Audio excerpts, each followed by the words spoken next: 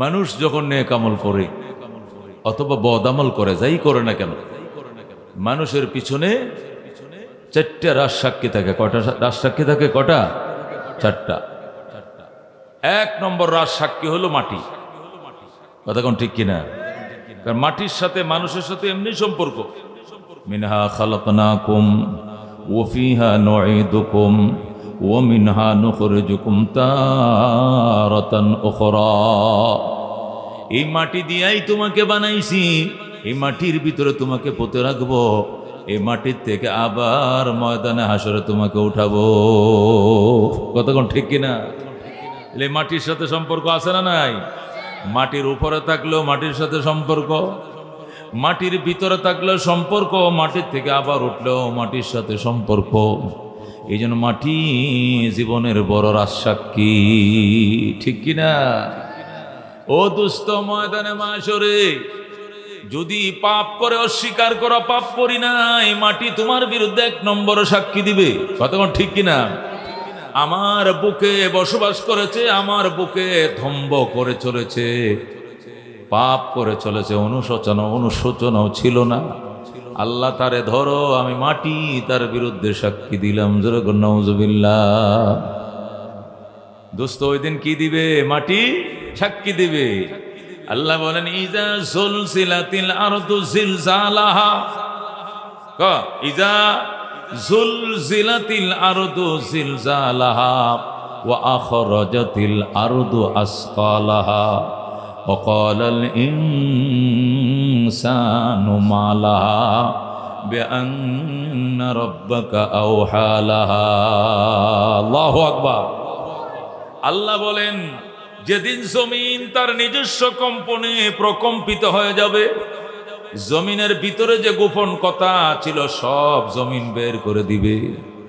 জমিন পরিষ্কার বলবে, আল্লাহ আমি জমিনের উপরে বসে জিনা করছে, সুদের টাকাটি আমি জমিনের উপরে বসে গুনছে, সে চুরি করছে, সে ডাকাতি করছে, সে এই পাপ করছে, ওই পাপ করছে, সে খুন করছে। নীরবে গাজীপুরের জঙ্গলের ভিতরে নিয়ে মাটির উপরে শোয়ায়া, এরপর উপর করে শোয়ায় চাকু দিয়ে তাকে সে জবে করছে, আমি জমিন সাক্ষী। ওই সময় দুস্থ অস্বীকার করার কোনো উপায় থাকবে না, ঠিক না?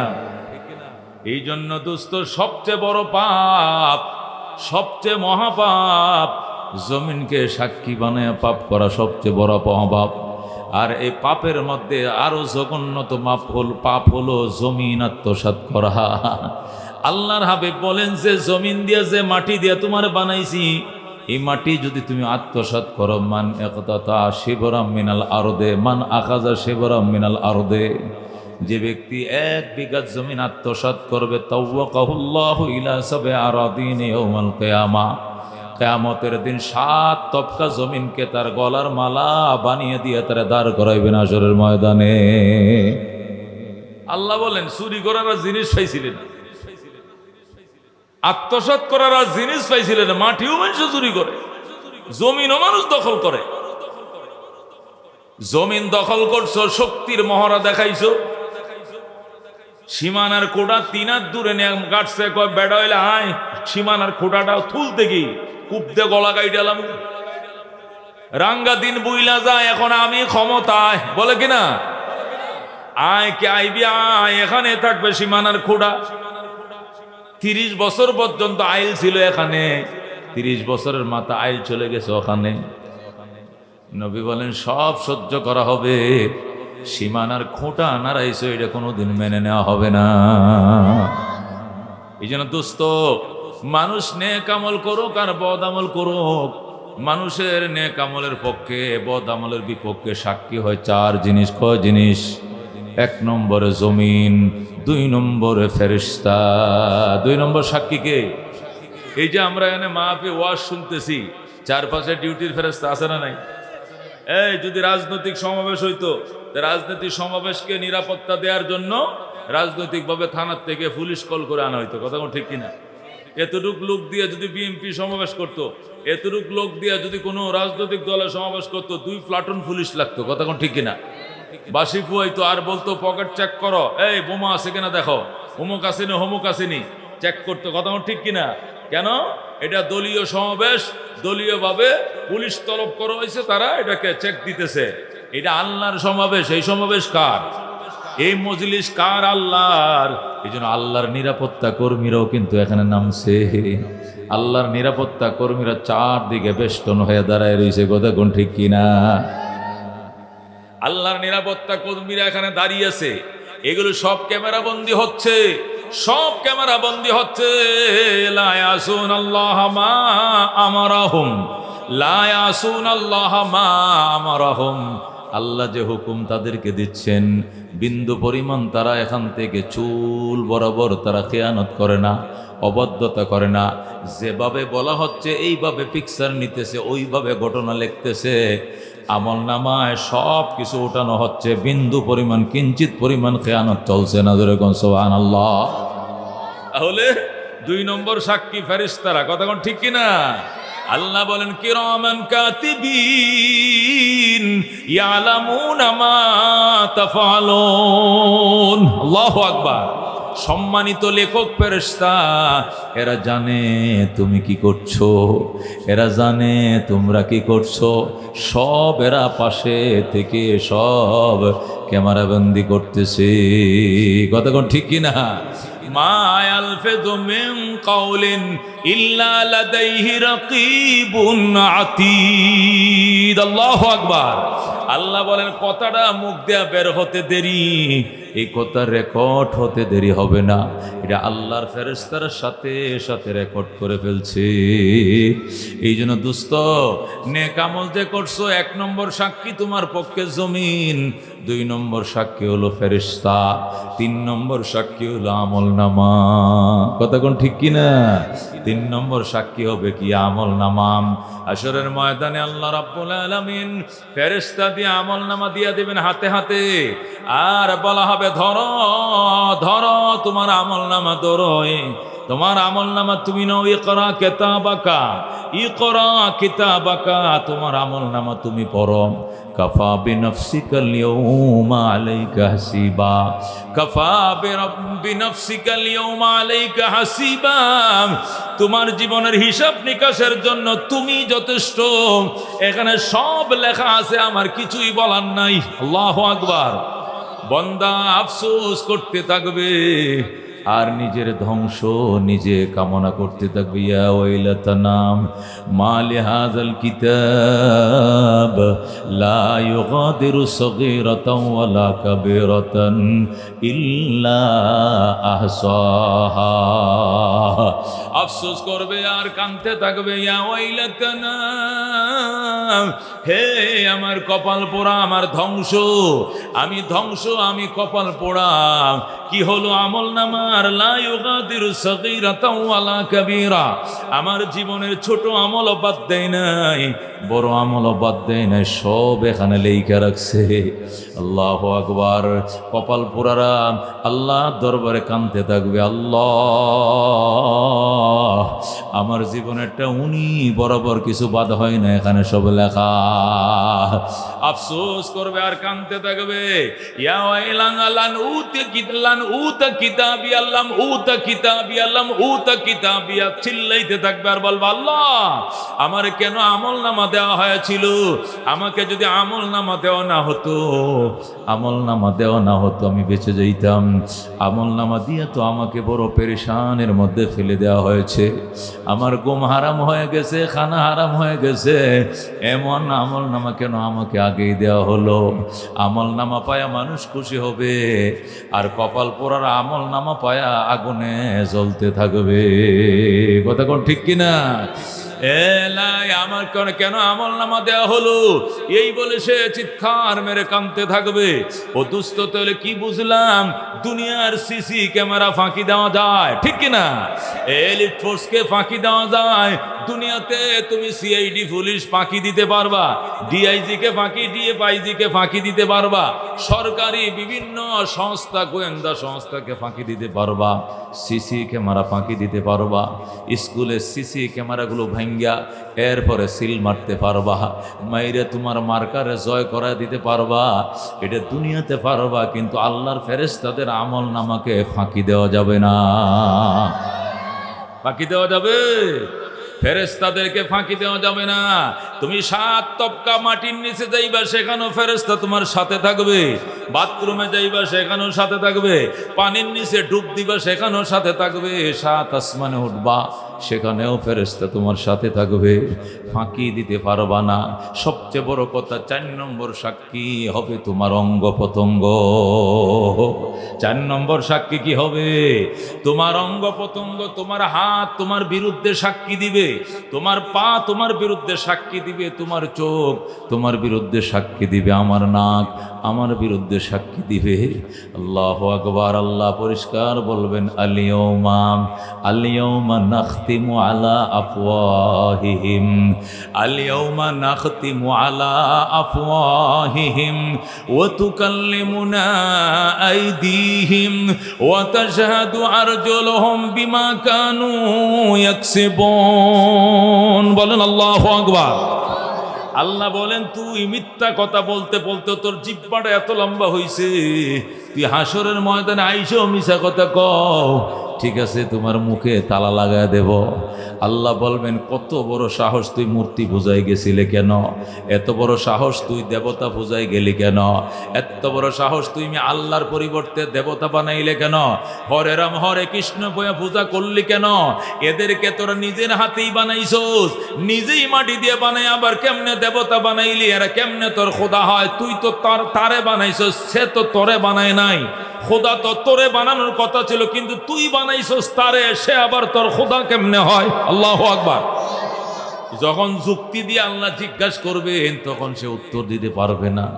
তখন বলবে, আল্লাহে রব্বিনা মা কুন্না মুশরিকিন। আল্লাহর কসম খায়া বলবে, আল্লাহ ওগো রব, আপনার শপথ করে বলছি, আসলে শিরিক করি নাই, শিরিক করি নাই, মিছা কথা, আমি শিরিক করি নাই। আল্লাহ বলবেন, এত বড় সাহস, মিথ্যা কথা বলতে বলতে তোর স্পর্ধ এত বেড়ে গেছে, আমার সামনে উনি মিথ্যা কথা বলবে। ফেরেশতারা এদিকে আয়, এই ঠোঁটের নিচে দেয়া ছিদ্র কর, উপর দেয়া ছিদ্র কর, তালা লাগা। আল্লাহু আকবার। তখন ঠোঁটের মধ্যে এই দিক দিয়ে ছিদ্র করবে, ওই দিক দিয়ে ছিদ্র করে বলবে, তালা লাগা, তালা, মোটা তালা আনবে, আইনা লাগাবে, লাগায় তালাবদ্ধ করে বলবে, এবার এবার আল্লাহু আকবার। কান কথা বলবে, চোখ কথা বলবে, হাত কথা বলবে, পা কথা বলবে, মুখ কথা বলান বন্ধ করে দিলাম। আল্লাহু আকবার। তখন প্রত্যেকটা অঙ্গ প্রত্যঙ্গ বন্দার বিরুদ্ধে সাক্ষী দিবে। তখন বন্দা কানবে, আল্লাহ যার জন্য করলাম চুরি, সেও ডাকে সুর। কথা কোন ঠিক কিনা? যারে চুরি করে নিয়ে খাওয়াইতে চাইছিলা, যে বুড়ি মোটা করতে চাইছিলা, ওই বুড়ি তোমার বিরুদ্ধে সাক্ষী দেবে। এই অঙ্গ প্রত্যঙ্গই তোমার বিরুদ্ধে রাজ সাক্ষী হবে। কথা কোন ঠিক কিনা? আল্লাহ বলবেন, তোর এত বড় সাহস, তুই আমার নামে কসম খায় বলতেছিস, আল্লাহ রাব্বিনা মা কুন্না মুশরিকিন, ও আমার প্রতিপালক, আপনার জাতে কসম খায় বলছি, শিরিক তো করি নাই। আল্লাহ বলবেন, আলিয়াউমা নাখতিমু আলা আফওয়াহিহিম ওয়া তুকাল্লিমুনা আইদিহিম ওয়া তাশহাদু আরজুলুহুম বিমা কানু ইয়াকসিবুন। ওই সময় বান্দা, ওই সময় নিরুপায় হয়ে কানবে আর বলবে, আয়া ওয়াইলাতানা, হায় আমার কপাল পোড়া, আমার ধ্বংস। ওই সময় নিজের ধ্বংস নিজে কামনা করবে, নিজের উপরে নিজে বিরক্ত হয়ে যাবে, নিজের গায়ের মাংসগুলো কামড়ায়া শেষ করে ফেলাইবে, হাতের গোশতগুলো কামড়ায়া দরমজা বানায় ফেলাইবে, নিজের বিরুদ্ধে নিজে বৎসনা করবে। যেরকম নওজুবিল্লাহ। এই জন্য দোস্ত, জমিন কিন্তু সাক্ষী আছে, ফেরেশতাও কিন্তু আছে পিছনে সাক্ষী, আমল নামাও কিন্তু লাগা আছে, অঙ্গ প্রত্যঙ্গ কিন্তু সাথে আছে। গুনাহ করতে বড় সাবধান, সাবধান থাকবেন তো ইনশাআল্লাহ।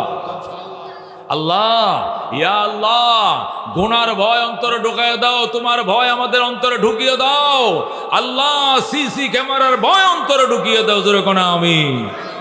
মুহতারাম হাজরিন, এই জন্য উলামায়ে কেরাম কাঁপতে থাকে, কাঁপতে থাকে আর আল্লাহ দরবারে কাঁদতে থাকে। আল্লাহু আকবার। না আমেরিকা না লন্ডন সে হো উলফত, না আমেরিকা না লন্ডন সে হো উলফত, मुझे उशाक काबा कर खुदाया, न जाफा से नजर मन से हो निस्बत, हमें इश्क मदीना कर खुदाया।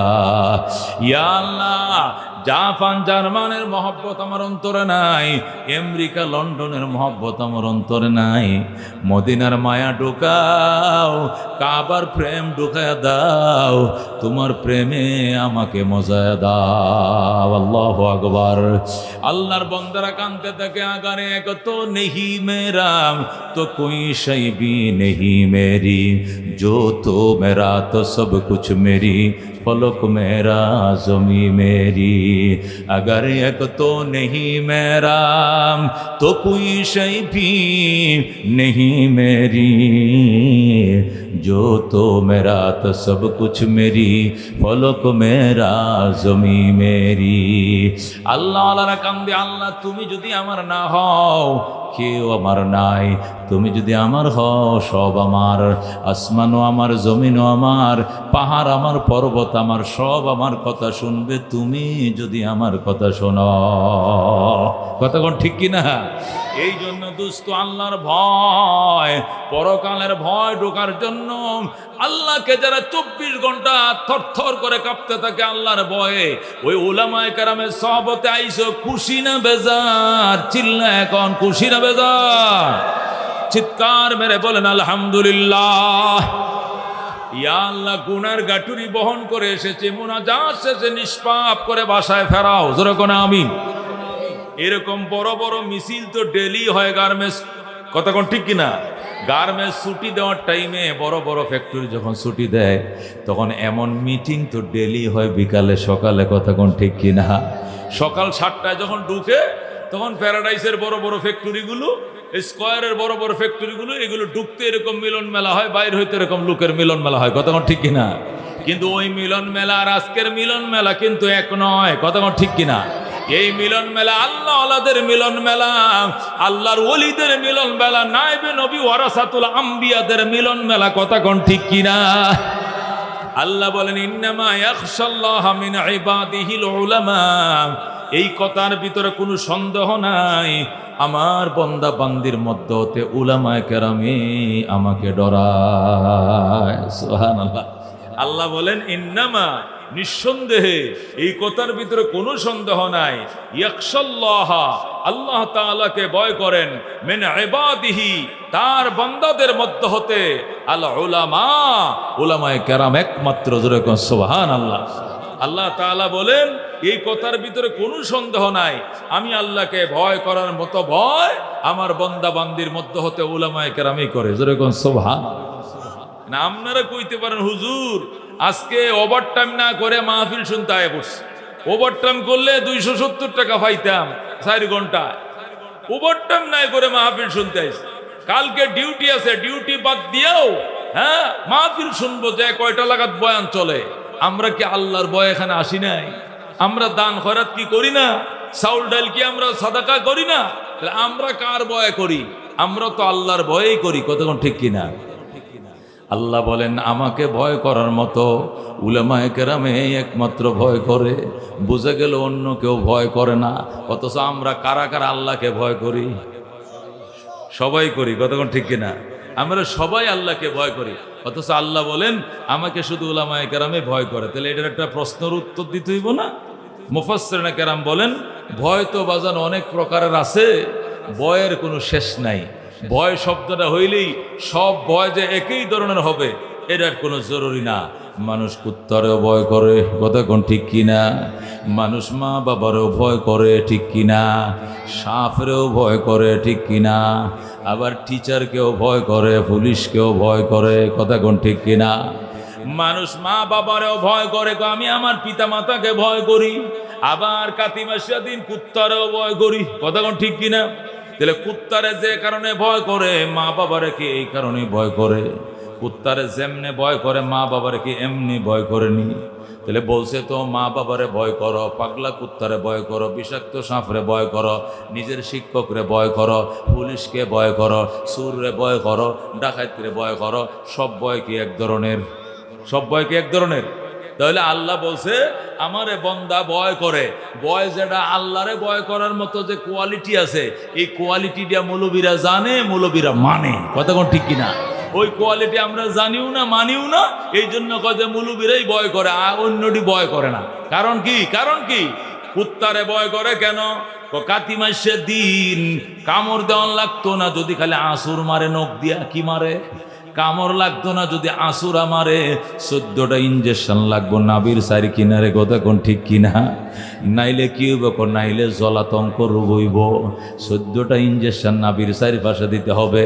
24 ঘন্টার ভিতরে 24 ঘন্টা পার হয়ে গেলে চলবে না। ময়মনসিং পারো অথবা ঢাকা মেডিকেল পারো, নাইলে গাজীপুর, যেখানে পারো দৌড়াইয়া যাও।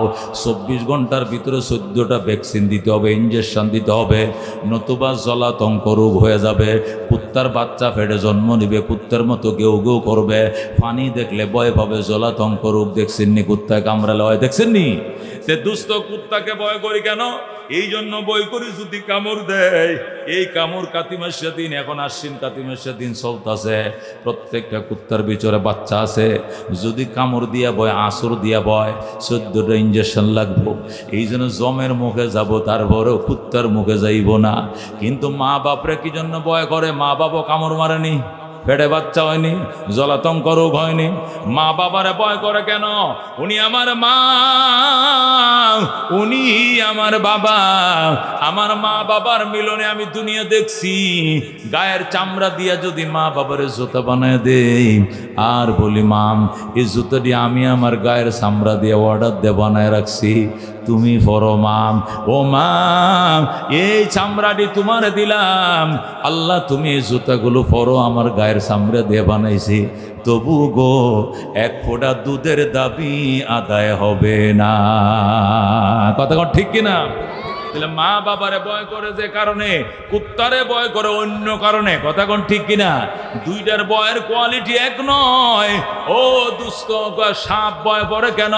সাপে কামড় দিলে যদি উজা পাইতে দেরি হয়, সাপে কামড় দিলে যদি উজা পাইতে দেরি হয়, তাহলে কাম শেষ, ধ্বংস হয়ে যাইবা। ওই পাহাড় থেকে উজা আনতে আনতে তুমি দুনিয়াতে চলে যাইবা। এই জন্য যেখানে শুনছে দাঁড়ায় সাপ আছে, মাচ্চ হাঁফ আছে, বিষাক্ত সাপ আছে, আমি নাই, আমি নাই দুস্থ, মাপ আছে, দোয়া চাই, এই পথ দিয়ে জীবনেও যাইতাম না। এই রাস্তা দিয়ে বাসা ভাড়া নিয়েছিলাম, এখান থেকে আগামী মাস থেকে বাসা বাদ দিয়ে অন্য রাস্তায় বাসা ভাড়া নিব। এই রাস্তায় নাকি সাপ থাকে রাত্রিবেলায়। এ দুস্থ শিক্ষককে ভয় করে কেন? আমি আলিফ ভাষা জানতাম না, শরীয় সরায় চিনতাম না, ABCDও জানতাম না। এই শিক্ষকের কাছে যাইয়া ভর্তি হওয়ার পর আমার উস্তাদ আমার লেখাপড়া শিখাইছেন, আমি মূর্খ ছিলাম, আমার শিক্ষিত বানাইছেন। আমার গায়ের চামড়া দিয়ে জুতা বানা দিলেও তার আক্ষরিক শিক্ষার ঋণ পরিশোধ হবে না। এই জন্য শিক্ষকরে দেখলে সম্মান করে, চেয়ার থেকে দাঁড়ায় পড়ে, রিস্কার থেকে নাইমে যায়, হুন্ডা থামায়া দাস আদাব স্যার আদাব সালাম দেয়, মুসলমানরে সালাম দেয়। আর শিক্ষক যদি হিন্দু হয় তবু আদাব দেয়, তারপরেও সে শিক্ষকরে সম্মান করে। কথা কোন ঠিক কিনা?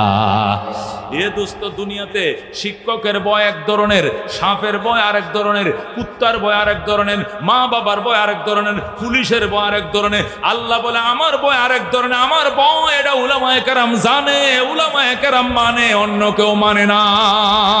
ঠিক কিনা? এক লোক আমার কাছে আইছে, হুজুর ইটালির থেকে ভিসা আইছে। আমি কয় টাকা লাগবো? কয় মোটামুটি 16 লাখ টাকা দিছি, আরো দিতে কি এর হোটেলের ভিসা।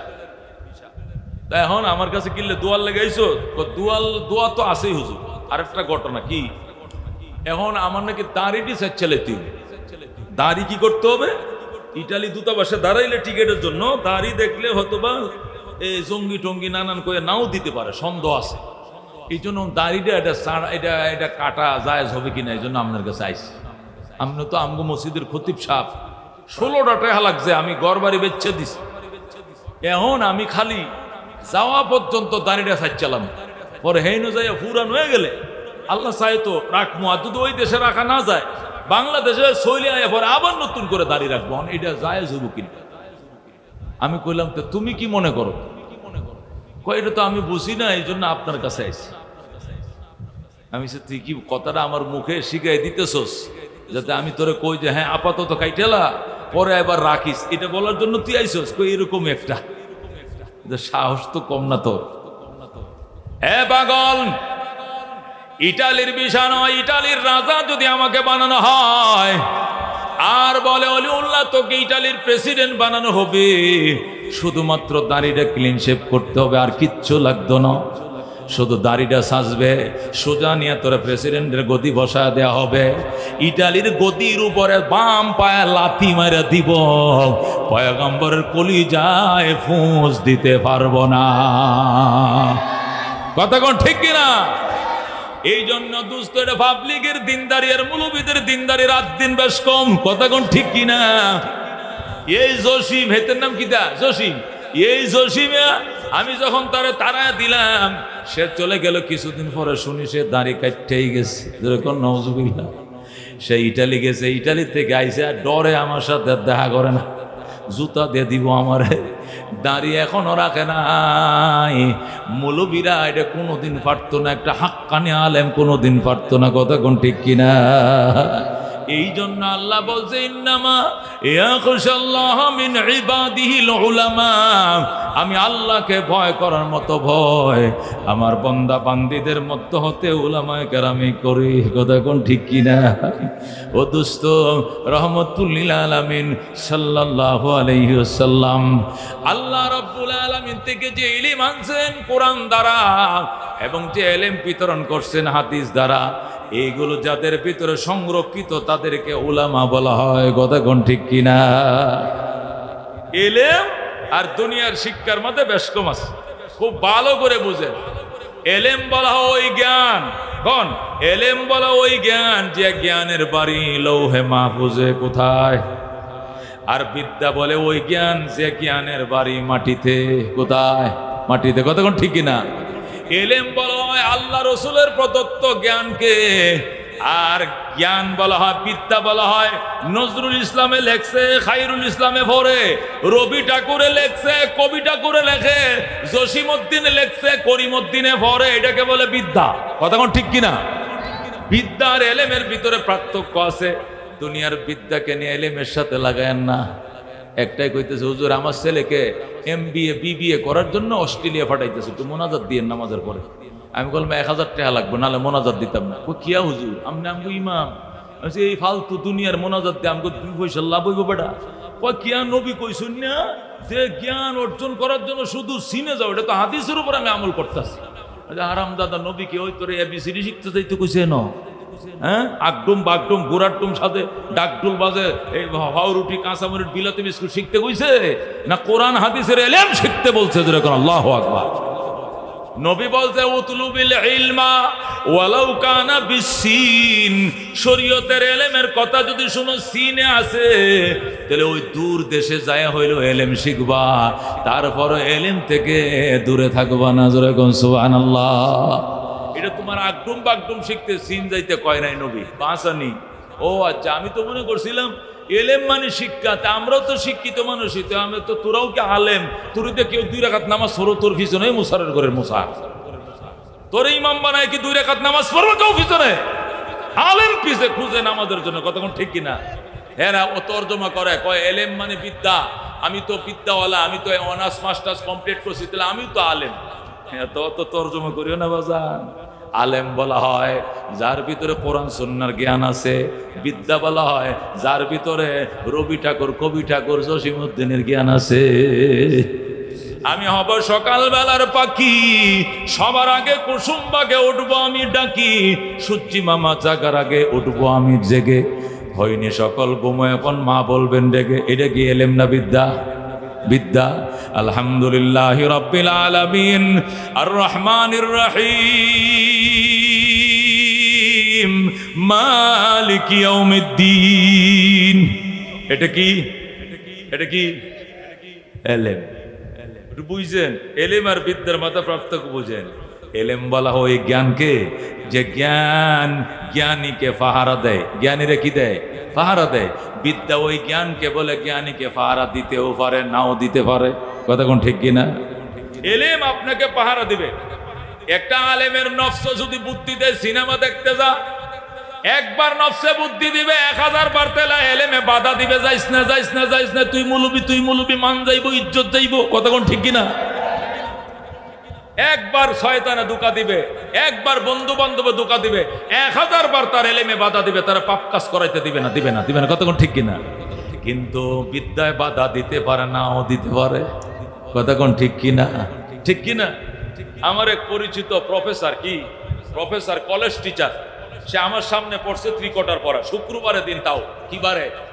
শুক্রবারের দিন জুমার নামাজের পরে হাফ প্যান্ট ভিন্দে ঘুরতেছে। আমার তো মাথা নষ্ট হয়েছে দেখিয়া, আমার ভাইয়ের রক্ত মাথা। জুমার নামাজ পড়ো নাই? শরীর খারাপ হয়েছে। হাই কি শরীর খারাপ, শুক্রবারের দিন, নাউজুবিল্লাহ মিন জালিক, জুমাটা ফরজতে খবিস করে খবিস, ওজু শরীরটা খারাপ, বেশি খারাপ। তো শরীর খারাপ তো রুডে হাঁটস কেমনে? ও সিগারেটের নিশা ঢুকছে, সিগারেট কিনতাম যাই। তো তুই ল্যাংটা কিনলে কাকো? ল্যাংটা না তো, এটা 3 কোয়ার্টার হুজুর। এটা তো বর্তমানে এটা একটা আপডেট পোশাক, বুঝছেন কথা? এটা বলে আপডেট পোশাক। তুমি কি গার্মেন্টসে চাকরি করো? কয় না, আপনি জানেন না আমি কলেজ টিচার। তো কলেজ টিচার, তুই টিচারই তো আধা ল্যাংডা, তোর ফুলাপান যেটা তোর কাছে পড়বে এটা তো পুরাই ল্যাংডা থাকবো, তোর কাছে শিখবে না কি? হুজুর আল্লাহ কোন কার মুখ থেকে বাইরেছিলাম, একবারে বিসমিল্লাহ আপনার সামনে বললাম, আরে লজ্জারে দিলেন আমারে। আমি বললাম বয়স কত? 53। আবার 53 তার বয়স। আমি বললাম আমার ছোট ছেলেটার বয়স হলো 6। কত? 6 বছর বয়স। নুরানিতে পড়ে। কিতে পড়ে? শরীর পাক, জামা পাক, জাগা পাক, 17 টাকা অক্তসিনা, কেবলামুখী হওয়া, নিয়ত করা, দাঁড়ায়া নামাজ পড়া, কেরাত পড়া, রুকু করা, সজদা করা, আখিরি বৈঠক, আহকামার কাম 13 ফরজ। কটা শিখছে? আহকামার কাম 13টা ফরজ শিখছে। মাত্র 13টা ফরজ শিখছে। নুরানি প্রথম শিশু শ্রেণীতে পড়ে। এই ছেলেটারে তার মায় কয় আয় ফুট গোসল করায় দেই। ছেলে কয় মা তুমি গোসল করালে মানি না। কয় কেন? তুমি আমার নুনু দেই খেলাইবা। হুজুরে কইছে 17 টাকা, এটা ফরজ, এটা দেখানো যাবে না। আল্লাহু আকবার। এ খাডাস, তোর বয়স 53। আমার ছোট বাচ্চাটার বয়স 6 বছর। তার 6 বছরের এই এলেমে তারে বাধা দিছে, সে হাঁটু দাম করবে না, নুনু দেখাবে না। মায় গোসল করালে সে মানে না, নিজের গোসল নিজে করে, ঠিক কিনা? মায় গোসল করালে তো হাফ প্যান্ট খুলে লাইব, পায়জামা খুললা সাবান দিয়ে ডইলে গোসল করবে আমার ছোট ফোলা, ঠিক কিনা? কিন্তু সে কয় মা তুমি গোসল করালে মানি না। হুজুরি বলছে নুনুকে ওরে দেখান যাইতো না, হাঁটুর থেকে নাভি পর্যন্ত ডাইকা রাখা, এটা ফরজ। সুবহানাল্লাহ। এ দোস্ত, এটাকে বলে এলেম। আলেমকে ফাহারা দেয়, কিন্তু দুনিয়ার বিদ্যা ফাহারা দিতেও পারে, নাও দিতে পারে। ভালো ফ্যামিলি হইলে, ইসলামিক ফ্যামিলি হইলে, জেনারেল লাইনে পড়লেও দেখা যায় ফরজ টরজ ডাক্কে ডুক্কে রাখে, কিছু কিছু আছে, কিন্তু অধিকাংশ ল্যাংটা। কথা কোন ঠিক কিনা? এ দোস্ত, এই জন্য এলেম আর বিদ্যার পার্থক্য বলতেছিলাম, বুঝতে হবে। এলেম আর বিদ্যার আরেকটা পার্থক্য হলো, খেয়াল করে শুনেন। এলেম শিখলে নবীর ওয়ারিস হওয়া যায়, বিদ্যা শিখলে নবীর ওয়ারিস নয়। কথা ঠিক কিনা? যারা আলেম এরা নবীর ওয়ারিস, কিন্তু যারা বিদ্যা শিখে ওরা কি নবীর ওয়ারিস না। কথা ঠিক কিনা? এলেম আর বিদ্যার আরেকটা পার্থক্য শুনেন। এলেম, আল্লাহু আকবার, এলেম আলেমের কাছে থাকবে কতদিন? জীবনে, মরণে, কবরে, মিজানে, ফুলসিরাতে, জান্নাতে যাওয়ার পরেও সাথে থাকবে। যেরকম সুবহানাল্লাহ। কিন্তু বিদ্যা মৌতের বিছানার আগ পর্যন্ত থাকবে, এরপরে বিদ্যা বুদ্ধি সব উড়াল দিয়ে চলে যাবে, একটা শরীয় সরাইয়াও সিনার ভিতরে থাকবে না। খুব ভালো করে বুঝেন, খুব খেয়াল করে বুঝেন কথাটা। অন্য আনমনা হবেন না, অন্য মানসিকতা আমার দিকে খেয়াল করে শুনেন। এলেম বলা হয় সাথে থাকবে কতদিন? মরণের আগেও সাথে, মরণের পরেও সাথে, কবরেও সাথে, মিজানেও সাথে, ফুলসিরাতের সাথে, জান্নাতে যাওয়ার পরেও সাথে। আল্লাহু আকবার বলেন। কিন্তু দুনিয়ায় ঢাকা বিশ্ববিদ্যালয় প্রফেসর ছিলেন, গাজীপুর ইংলিশ টিচার ছিলেন, অমুক ছিলেন, টমুক ছিলেন। এই ইংলিশ টকিং কতক্ষণ থাকবে? আজরাইল ঘরে ঢোকার আগ পর্যন্ত থাকবে। যখন আজরাইল ঘরে ঢুকবে আর ঘরটা দেখবেন যে নর্থ আছে, আর আপনি তো বুঝবেন ঢুকে পড়ছে, আইসে পড়ছে পরোয়ানা অ্যারেস্ট করার জন্য, তখন দেখবেন এখান থেকে দুনিয়ার যত বিদ্যা আছে সব উড়াল দিয়ে চলে যাবে, একটা শরীয় সরে থাকবে না, সব চলে যাবে। যদি কোন হুজুর এটা কোন কথা, এটা কোন হাদিস দিয়ে কইলেন, কোন আয়াত দিয়ে বললেন, তাহলে মুখে বললে হবে? যুক্তি দিয়ে বুঝান, যুক্তি দিয়ে বুঝেন, যুক্তি দিয়ে বুঝেন। দুনিয়া নকল। দুনিয়া কি? দুনিয়া আসল না নকল? আসল কি? আখিরাত। কোন দুনিয়া নকল, পরকাল কি আসল? কোন দুনিয়া নকল, আখিরাত আসল। কথা কোন ঠিক কি না? এই দুনিয়ার বিদ্যাও নকল, দুনিয়া নকল, দুনিয়ার বিদ্যাও নকল। দুনিয়া ধ্বংস হবে, দুনিয়ার বিদ্যাও দুনিয়াতে ধ্বংস হবে। এটা পরকালে যাবে না, পরকালে যাবে না। পরকাল আসল। কোন পরকাল কি আসল? এলেম আসল, আসল জিনিস আসল দেশে চলে যাবে। যেরকম আল্লাহু আকবার। পরকাল আসল, বলেন পরকাল কি? এলেম আসল, এই জন্য এলেম পরকালে চলে যাবে। দুনিয়া নকল, দুনিয়ার বিদ্যাও নকল। দুনিয়াও ধ্বংস হবে, দুনিয়ার বিদ্যাও দুনিয়াতে ধ্বংস হবে। একটা এবিসিডি কবর থেকে ওই পারে যাবে না, একটা সরিয়ে সরে যাবে না। ওই দেশে কি কোন ভাষায় কথা হবে? আরবিতে। যেরকম আল্লাহু আকবার। আল্লাহ রাব্বি বলেন আহিব্বুল আরব লিসালাস, আরবিকে ভালোবাসো তিন কারণে। লিআন্নি আরবিয়ুন ওয়াল কুরআন আরবিয়ুন ওয়াল লিসানু আহলিল জান্নাতি ফিল জান্নাতি আরবি। নবীকে আরবিকে তিন কারণে ভালোবাসো। আরবি আমি নবীর ভাষা, আরবি আমার কোরআনের ভাষা, আরবি হবে জান্নাতের ভাষা। জোরে কোন সুবহানাল্লাহ। তাহলে ইংরেজি কই গেল, বাংলা কই গেল? ওটা নকল দুনিয়ার ভাষা, এটা আসল দেশে যাবে না। নকল দুনিয়ার ভাষা, নকল দুনিয়াতে থাকবে। এলেম পরকালে চলে যাবে। যেরকম আল্লাহু আকবার। যদি কয় হুজুর আরো ভালো করে বুঝায় বলেন, আরো ভালো করে বুঝায়, খেয়াল করে শুনেন। দেহ নকল। কোন দেহ কি? জোরে কোন দেহ কি? দুনিয়া নকল। দেহ মারা গেলে কই থাকবে? দুনিয়াতে পড়ে থাকবে। পরকাল আসল। কথা কোন ঠিক কিনা? রু আসল। কোন রু কি আসল? পরকাল আসল। রু আসল জিনিস, আসল দেশে চলে যাবে। রু হইল আসল, পরকাল আসল। এই জন্য মানুষ মারা যাওয়ার পরে মানুষের দেহটা মারা যায়, রু মারা যায় না। রু কিন্তু আসল দেশে চলে যায়। কতক্ষণ ঠিক কিনা? আমরা যে জানাজা ভরাই, এটা রুর জানাজা ভরাই না দেহর জানাজা ভরাই। আমরা যে দাফন করি, রুরে দাফন করি না দেহরে দাফন করি। কারে দাফন করি? দেহরে দাফন করি। দেহরে মাটির তলে দাফন করি। রুরে দাফন করতে পারবো না কেন? রুরাল দিয়ে চলে গেছে। রু যদি জান্নাতের আত্মা হয় তাহলে চলে গেছে ইল্লিয়িনে, আর যদি আত্মাটা জাহান্নামের আত্মা হয় চলে যাবে সিজ্জিলে। কথা কোন ঠিক কিনা? ইল্লিন জান্নাতের একটা এলাকার নাম। সেখানে সব জান্নাতি আত্মাগুলো জমা হবে, পাখির কাবারে জান্নাতের আকাশে উড়াল দিতে থাকবে। সুবহানাল্লাহ। সিজ্জিল জাহান্নামের একটা এরিয়ার নাম। জাহান্নামী আত্মাগুলো সেখানে জমা হবে, দুনিয়াতে থাকবে না, উড়াল দিয়ে চলে যাবে। ওইটা ধরতেও পারবা না, দাফনও করতে পারবা না। ধরছি দেহ, দাফন করছি দেহ। দেহ নকল, দুনিয়া নকল। নকল দেহ, নকল দুনিয়াতে থাকবে। রু আসল, পরকাল আসল। পরকালে রু উড়াল দিয়ে চলে যাবে। কথা বুঝতে পারছে? ঠিক তো দ্রুপ, ঠিক তো দ্রুপ। দুনিয়া নকল, দুনিয়ার জ্ঞানও নকল। দুনিয়ার জ্ঞান দুনিয়াতে থাকবে, কিন্তু পরকাল আসল। পরকালের এলেম আসল। এলেম পরকালে চলে যাবে কেমনে?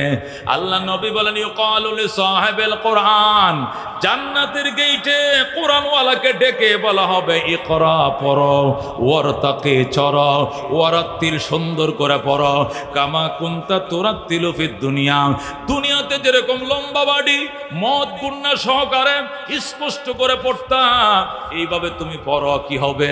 ফাইন্না মানজিলাকা ইনদা আখিরি আয়াতিন তাকরাউহা, তোমার জান্নাতের তলা ওখানে শেষ হবে, আয়াতের গণনা যেখানে শেষ হবে। তুমি যদি 6666 আয়াত পড়ো, তোমার জান্নাতের তালা হবে 6666 তলা। ধরেন আল্লাহু আকবার। তাহলে তাকে যে বলা হবে ইকরা, পড়ো, ইউকালিলু সাহিবুল কোরআন, কোরআন ওয়ালাকে বলা হবে পড়ো। কেমনে পড়বে? কোরআন শরীফ দিয়া দিবনি সাথে, কোরআন শরীফ দিয়া দিছেন নি সাথে। তাহলে পড়বে কেমনে? তার যে আত্মাটা উড়াল দিছে, আত্মার সাথে তার এলেমটাও, সিম কার্ডটাও সে লগে নিয়ে গেছে। যেরকম সুবহানাল্লাহ। দেহটা হইলো মোবাইল, দেহটা কি মোবাইল, আর আত্মাটা হইলো সিম কার্ড।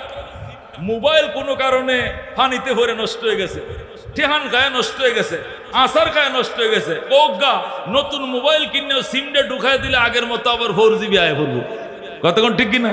যা হিস্টোরির ভিতরে আছে এখন নামের লিস্টি শুদ্ধ সব আইসা পড়বে। কতক্ষণ ঠিক কিনা? আল্লাহু আকবার। দুনিয়ার এই যে দেহটা হইলো মোবাইল, এই দেহটা ধ্বংস হয়ে গেছে জাগ্গা, কিন্তু আত্মা নামক সিমটা আছে। ওই সিমটা নিয়ে পরকালে আরেকটা দেহ বানাইয়া নতুন দেহ মোবাইলের সাথে যখন আত্মা সেট করে দিবে, আবার অটোমেটিক 30 পারা কোরআন টাস টাস করে আইসা যাবে। যেরকম আল্লাহু আকবার, তাকে বলো আল্লাহু আকবার, আল্লাহু আকবার।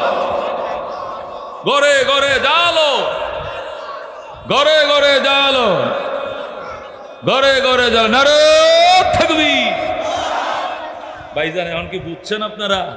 বুঝছেন?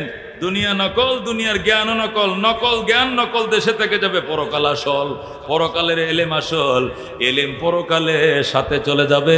এই জন্য একটা আলেম ফুলসিরাতের ব্রিজের উপরে আলেমই থাকবে। ফেরেশতারা বলবে মৌলানা সাহেব উড়েন ব্রিজের উপরে, মৌলানা সাহেব উড়েন। এটা আলেম যদি চিল্লায়ও যায়, কাকরাইল যাইলে ওরা আলাদা বলবে উলামাদের খিত্তায় বসেন আপনি। কথা ঠিক কিনা? বিশ্ব ইস্তেমা যাইবেন, দেখবেন হেদেও সেখানেও মৌলবীদের কি খিত্তা আলাদা, আলেমদের খিত্তা আলাদা, ওখানে বসেন। আল্লাহ তাআলা উলামাদেরকে আসরের ময়দানে আলাদা উঠাবেন। জোরে করে আল্লাহু আকবার।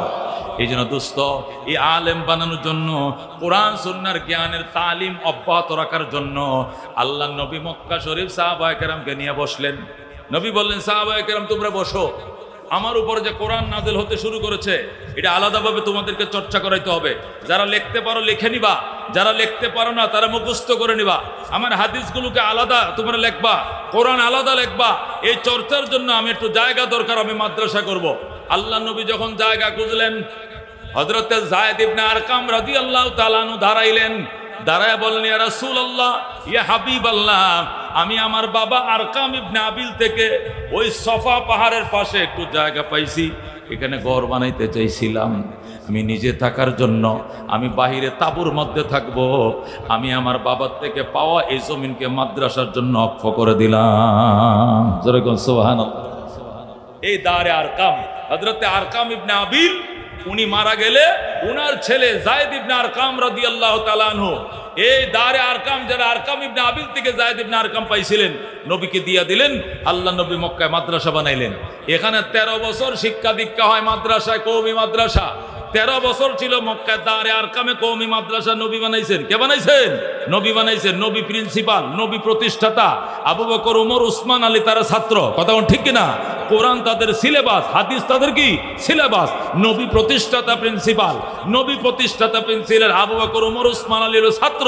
কোরআন হাদিস হলো সিলেবাস, কওমি মাদ্রাসা। কথা ঠিক কিনা? এটা 13 বছর পর্যন্ত ছিল। এরপরে নবী হিজরত করে মদিনায় চলে গেলেন। মদিনায় যাইয়া তিনি প্রথম মসজিদ বানাইলেন। মদিনায় মসজিদ ছিল না, মসজিদ বানাইলেন। ওই মসজিদে নববীর কোণার ভিতরে আবার মাদ্রাসা বানাইলেন। মাদ্রাসা তো সুফা, দারুস সুফা মাদ্রাসা বানাইলেন।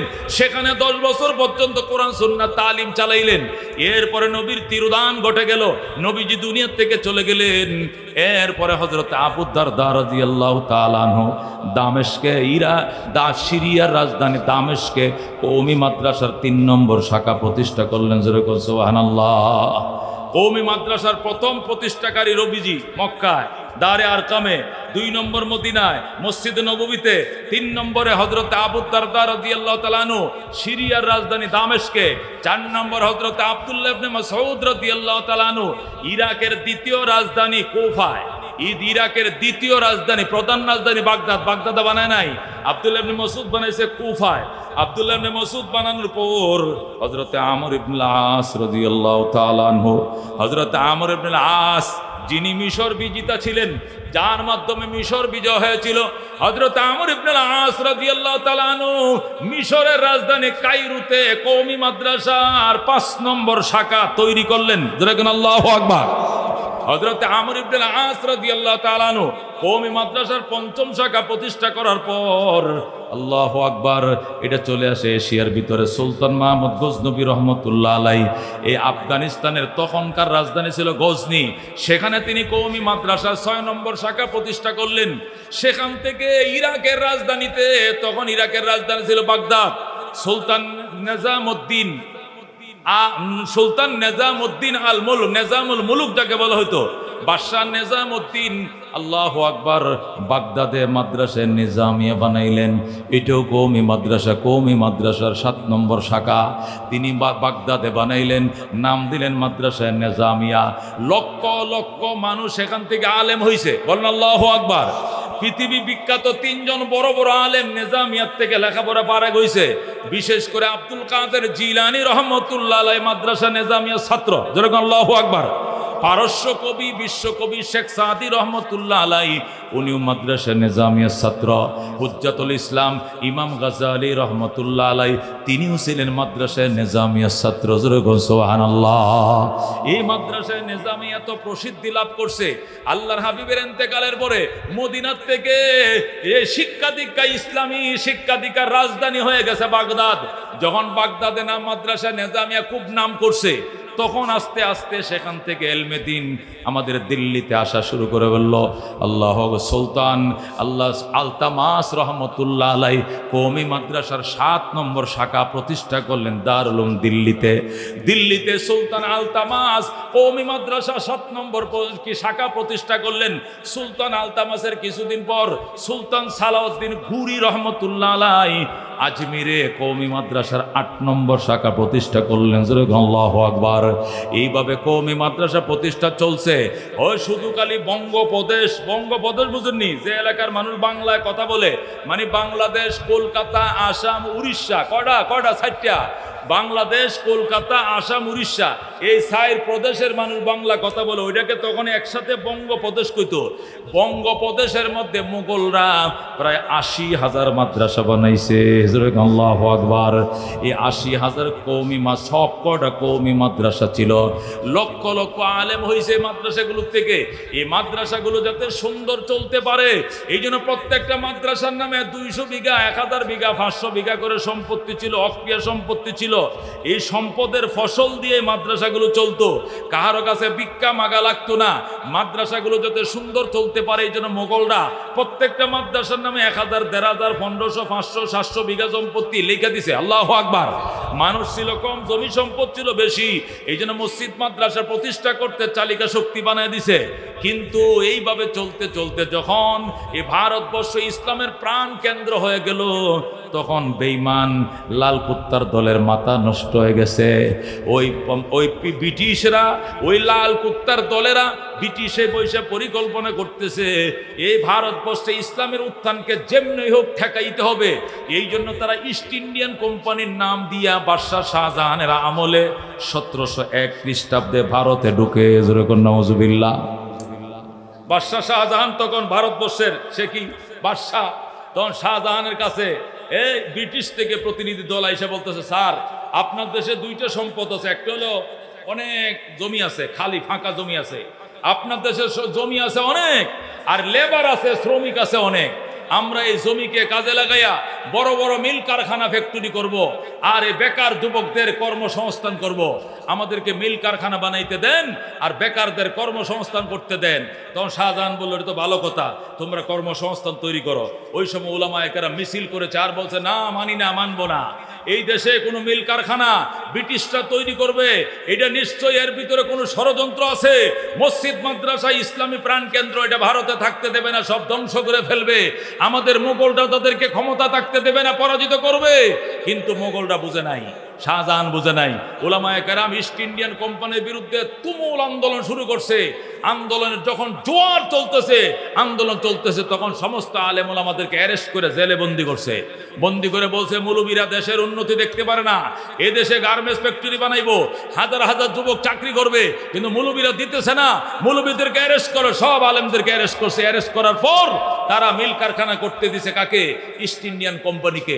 East Indian company mill factory কারখানা করার পর এরপরে বলতেছে, বাদশাহ শাহজাহান, এখন যে আমরা মিল কারখানা করছি, এটা পাহারা দেওয়ার জন্য সৈন্য লাগবে, তোমাদের সৈন্য দিয়ে আমরা বিশ্বাস করি না, এরা দখল করে নিয়ে যাবে, আমরা আমাদের থেকে সোলজার আনবো, সেনা আনবো। তখন রাত্রে জাহাজ ভরে ভরে তারা সেই ব্রিটিশ থেকে সেনা আনছে, তাদের মিল ফ্যাক্টরি ইন্ডাস্ট্রি পাহারা দেওয়ার নিয়তে। কিন্তু নিয়ত তো এটা ছিল না, নিয়ত ছিল ক্ষমতায় বসা।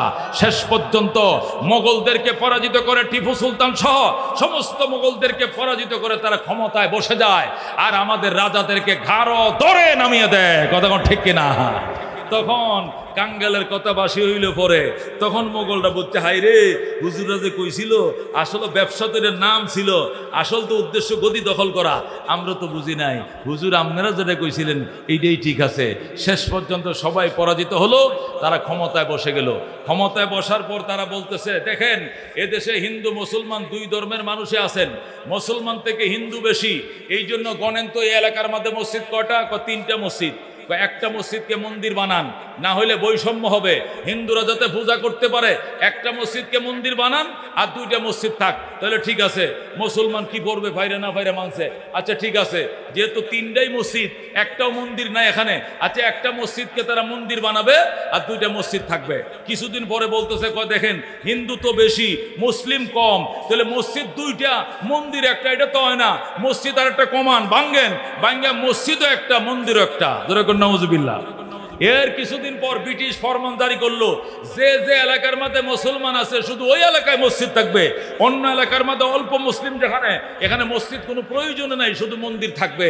এইভাবে করতে করতে সমস্ত মসজিদ মাদ্রাসাগুলোকে ঘুরিয়ে দিয়েছে, ধ্বংস করে দিয়েছে। নাউজুবিল্লাহ।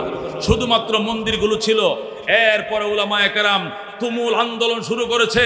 প্রচুর আন্দোলনের মুখে ব্রিটিশরা পলানোর রাস্তা পাইতেছিল না, এমন আন্দোলন শুরু হয়েছে, ব্রিটিশ কোন দিকে পলাবে যখন কুল পাচ্ছিল না, তখন যায়া মুসলমানদেরকে সান্ত্বনা দেওয়ার জন্য 1701-এ তারা ঢুকছে, 1787-তে তারা কলকাতা আলিয়া মাদ্রাসা তারা বানায় দিছে, আমাদেরকে বানায় দিয়া বলতেছে 80,000 মাদ্রাসা ভেঙ্গে একটা মাদ্রাসা বানায় দিলাম, একটাই 80,000-এর কাম দিব, আপনারা এটাতেই সন্তুষ্ট থাকেন। ওলামায়ে কেরাম বললেন, মাদ্রাসা ভাঙছেন 80,000, বাইদা দিয়েছেন একটা মাত্র, আমরা মানি না। কয় না, এটা সরকারি মাদ্রাসা, এটার বেতন টেতনের জন্য অক্রিয়া কোনো সম্পত্তি লাগবে না, সাহায্য তুলতে হবে না, সরকার বেতন দিবে। আল্লাহু আকবার। তারা মাদ্রাসা বানাইলো, মাদ্রাসা জমি কিনে দিছে খ্রিস্টানরা। কারা কিনে দিছে? কলকাতা আলিয়া মাদ্রাসা জমি দিয়েছে খ্রিস্টানরা, বিল্ডিং বানায় দিয়েছে খ্রিস্টান, প্রিন্সিপাল খ্রিস্টান, সিলেবাস তৈরি করে খ্রিস্টান, বেতন দেয় খ্রিস্টান, বন্ধ করে খ্রিস্টান, খুলে খ্রিস্টান। এটা কি মুসলমানের মাদ্রাসা না ইসলামের গোড়া কাটার মাদ্রাসা? গোড়া কাটার মাদ্রাসা। যে মাদ্রাসা বানায় খ্রিস্টানে, যে মাদ্রাসা বানায় খ্রিস্টানে, বেতন দেয় খ্রিস্টানে, প্রিন্সিপালও খ্রিস্টান। কলকাতা আলিয়া মাদ্রাসার একটানা 25 জন প্রিন্সিপাল ছিল খ্রিস্টান। জোরে কোন নাউজুবিল্লাহ। একটানা কতজন প্রিন্সিপাল ছিল? একটা প্রিন্সিপাল কয়দিন থাকে? 27টা দিন থাকে। একটা প্রিন্সিপাল কতদিন থাকে? যতদিন চাকরি থাকে ততদিন সে প্রিন্সিপাল থাকে। কথা ঠিক কিনা? নাহলে বদলি না করা বন্ধ থাকে। 2-5 বছর তো থাকে। তো 25টা প্রিন্সিপাল যদি 5 বছর করে থাকে, 5-25-এ কত? 125 বছর যে মাদ্রাসার প্রিন্সিপাল ছিল খ্রিস্টান। এই আলিয়া মাদ্রাসা তোমার আমার ইসলামের জন্য বানাইছে না গোড়ার ডিমের জন্য বানাইছে? মিয়া, ইসলামের গোড়া কাটার জন্য বানাইছে। কথা ঠিক কিনা? এই আলিয়া মাদ্রাসা বানানোর পরে উলামায়ে কেরাম বলেন, আমরা এটা মানি না। যে মাদ্রাসা জমি দিয়েছে খ্রিস্টানরা, প্রিন্সিপাল খ্রিস্টান, বেতন দেয় খ্রিস্টান, সিলেবাস দেয় খ্রিস্টান, আমরা এই মাদ্রাসা মানি না। তুমুল আন্দোলন শুরু হলো। তখন তারা বললো, আরে বাবা লেখাপড়া করতে দেন, দেখেন ভালো ছেলে হয় কিনা। পরে উলামায়ে কেরাম নীরব হয়েছে। নীরব হইয়া 1787-তে বানাইছে, 1866 পর্যন্ত অপেক্ষা করছে। মানে 79 বছর বন্ধ দেখছে। দেখার পরে দেখতেছে এই আলিয়ার থেকে বের হইয়া অর্ধেকটি নামাজ পড়ে, অর্ধেকটি পড়ে না, অর্ধেকটি দাড়ি কাটে, অর্ধেকটি রাখে না, অর্ধেকটি বইয়ে মুতে, অর্ধেকটি খাড়ায় মুতে, অর্ধেকটি পাঞ্জাবি পরে, অর্ধেকটি স্কুলের মতো প্যান্ট শার্ট পরে। কতক্ষণ ঠিক কিনা? আলিয়া মাদ্রাসা অবস্থায় কিনা? কতক্ষণ এই কিনা? এই সবটি কি পাঞ্জাবি পরে? আলেম ওলামা বানায় নাই, ইমানদারে বানায় নাই, বেঈমানরা বানাইছে মাদ্রাসা। কতক্ষণ ঠিক কিনা? যা হইতেছে এটা তো বেশি হইতেছে। কতক্ষণ ঠিক কিনা? এইটুকু তো হওয়ার কথা ছিল না। আমারে যদি এক হিন্দু ভদ্রলোক টাকা দেয়, হিন্দু ভদ্রলোক মসজিদ বানায় দেয়, এরপরে হুজুর আপনারা নামাজ পড়েন, এটা কেমন মসজিদ হইব? কতক্ষণ কেমন মসজিদ হইব? নামাজটা কেমন নামাজটা হবে? এরপরে উলামায়ে কেরাম যখন 1866 খ্রিস্টাব্দে আসলো, উলামায়ে কেরাম বলল 80 বছর অপেক্ষা করেছি, রেজাল্ট ভালো নয়, দাড়ির সংখ্যা কম, নামাজের সংখ্যা কম, পাঞ্জাবির সংখ্যা কম, এলেমের পরিমাণ কম, বগাত এলেমের মালিক হতে পারে না। আমরা এই সান্ত্বনার মাদ্রাসা মানি না। আমরা ওই দারে আরকামে নবী যে মাদ্রাসা বানাইছিলেন, আবু দারদা যে মাদ্রাসা বানাইছিলেন, আব্দুল্লাহ ইবনে মাসউদ যে মাদ্রাসা বানাইছিলেন, ওই মাদ্রাসা আমরা চাই। মাদ্রাসা নিজামিয়া চাই, খ্রিস্টান ইহুদি নাসারাদের আলী আমরা চাই না, চাই না, চাই না। আল্লাহু আকবার। যখন বললো আমরা চাই না, নামেন, যখন উলামায়ে কেরাম বলল যে এই সান্ত্বনার মাদ্রাসা চাই না, তখন ব্রিটিশ খেদাও আন্দোলন শুরু হয়ে গেল। ব্রিটিশরা দেখতেছে বঙ্গোপসাগর ছাড়া আমাদের পলানোর জায়গা নাই। তখন হুজুর আচ্ছা বড় মাদ্রাসা একটা আপনারাও বানান, তবে একটা বানাবেন, এই পুরা ভারতের মধ্যে যেখানে পছন্দ সেখানে বানান, একটা প্রতিষ্ঠান বানানোর জন্য অনুমতি দিলাম। তখন উলামায়ে কেরাম টিম গঠন করে সফর শুরু করলো। একবারে বার্মা পর্যন্ত সফর করছে, কলকাতা, বাংলাদেশ সহ দিল্লি, পাকিস্তান সহ নেপাল, ভুটান সফর করার পর সারা দেশের টিম, উলামায়ে কেরামের টিম 7-8 জনের বরেণ্য উলামায়ে কেরামের টিম ঘুরতেছে কোথায় মাদ্রাসা বানানো যায়। নবীর আদলে, নবী যে মাদ্রাসা বানিয়েছিলেন সেই আদলে আবার কওমি মাদ্রাসা বানানো হবে। তখন উলামায়ে কেরাম সফর শুরু করলেন। সফর শুরু করতে করতে করতে এক পর্যায়ে ইউপিতে গেলেন। কোথায় গেলেন?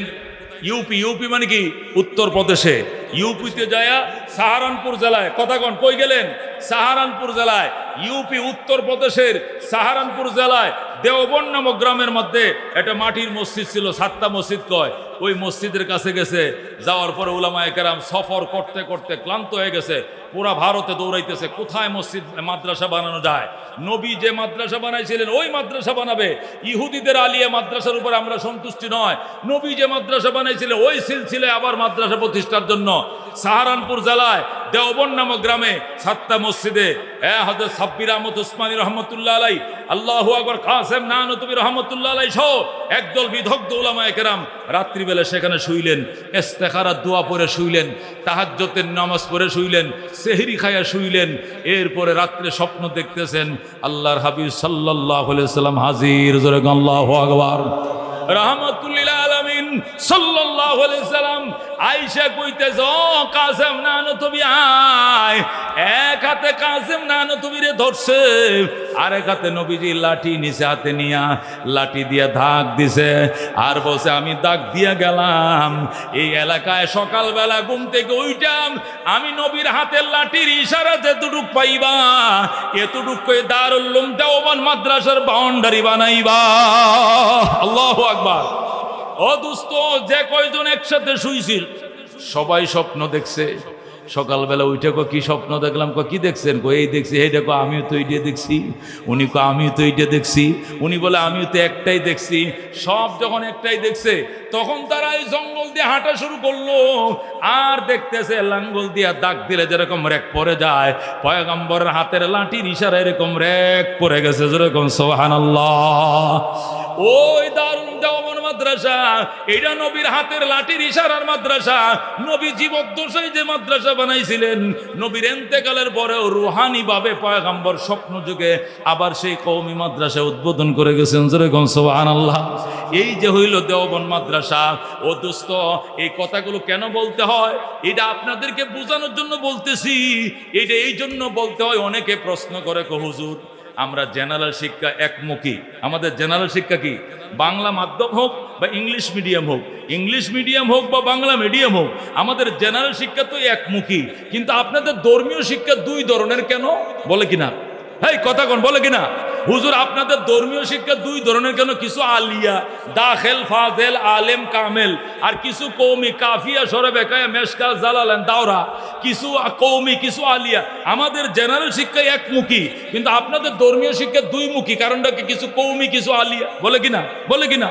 যত ফেরকা সব হুজুরগোর, আমরা তো শিক্ষাও এক, আমরা সব কিছু এক, কিন্তু হুজুররা শিক্ষাটাই ফইলা 2 ধরনের। এইটা শোনো দোস্ত, এটা বোঝানোর জন্য বলছি, আমাদের শিক্ষা একমুখী আগেও ছিল, একমুখী এখনো আছে। মাঝখানে দ্বিমুখী শিক্ষা ইহুদির বাচ্চারা, বেঈমানের বাচ্চারা, লাল কুত্তারা দিয়া গেছে। আলিয়া মাদ্রাসা আমাদের কোনো আকাবেররা বানায় নাই, এইটা কোনো আমাদের হয়ে আশেকে মোস্তফা সহ বানায় নাই, এটা হাফিজ জুজুরে বানায় নাই, এটা কোনো আশরাফ আলী থানভী বানায় নাই, এটা কারি তৈয়ব সহ বানায় নাই, রশিদ আহমদ গঙ্গুহি বানায় নাই, হাজি ইমদাদুল্লাহ মহাজের মক্কি বানায় নাই। এটা হযরত মাওলানা কে বানাইছেন জানেন? এই হযরত মাওলানার নাম হলো লর্ড ওয়ারেন হেস্টিংস, কুত্তার বাচ্চা। কথা ঠিক কিনা? ব্রিটিশের কি ছিল? গভর্নর ছিল এই ভারতবর্ষে, তার নাম কি ছিল? Lord Warren Hastings. পড়ছেন কিনা ইতিহাসে? ওই হযরত মাওলানা কুকুরের বাচ্চা রেডি বানাইছেন। কথা কোন ঠিক কিনা? এটা কোনো মুসলমানের বাচ্চায় আলিয়া মাদ্রাসা বানায় নাই। আলেম ওলামা দূরের কথা, নামাজি দূরের কথা, আল্লাহর ওলি হওয়া দূরের কথা, হযরত মাওলানা দূরের কথা, কোনো ইমানদারই বানায় নাই কওমি মাদ্রাসা, আলিয়া মাদ্রাসা। কথা কোন ঠিক কিনা? কওমি মাদ্রাসা বানাইছে নবীজি নিজে, যেরকম আল্লাহু আকবার। মাঝখানে 200 বছর তারা বন্ধ করে দিয়েছিল, 200 বছর বন্ধ ছিল। 200 বছর পরে যে নবী বানাইছিল ওই নবী আবার লাঠির ইশারাতে আবার পুনরায় উদ্বোধন করছে দেওবন্দ মাদ্রাসা। সেই দেওবন্দ থেকে লেখাপড়া করে আসার পর তারা বানাইছে হাটাজারি মাদ্রাসা, সেখান থেকে পয়রা বানাইছে লালবাগ মাদ্রাসা, সেখান থেকে ফরিদাবাদ, সেখান থেকে হইতে হইতে হইতে হইতে আজকে এখানেও। আল্লাহু আকবার। তারা 80,000 মাদ্রাসা ভাঙছিল ব্রিটিশের দলেরা। আল্লাহ রহমতে আমাদের উলামায়ে কেরাম 1,80,000 মাদ্রাসা আবার বানাইছে। তারা ভাঙছিল 80,000, আমাদের মাতার তাজ মুরব্বীরা বানাইছে 1,80,000। আল্লাহু আকবার। বাংলাদেশে বর্তমানে 85 লক্ষ আলেম আছে, ধরে কোন আলহামদুলিল্লাহ। 24 লক্ষ কোরআনের হাফেজ আছে, ধরে কোন আলহামদুলিল্লাহ। 85 লক্ষ আলেম, 24 লক্ষ কোরআনের হাফেজ বাংলাদেশে। খুশি হয়েছেন কিনা? আলহামদুলিল্লাহ বলেন।